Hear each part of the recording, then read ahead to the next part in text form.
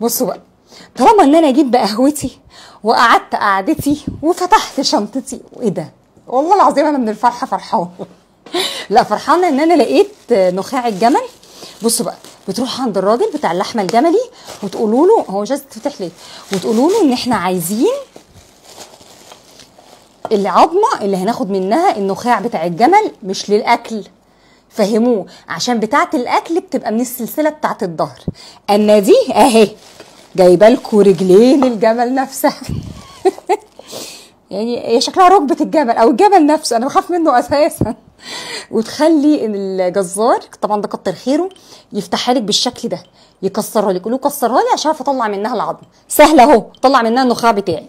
طيب هنعمل الوصفه دلوقتي حالا حالا. هنعمل الوصفه والنبي لو حصل ايه معاكم. نشرب بقى القهوه كده ونقول ايه، 1 2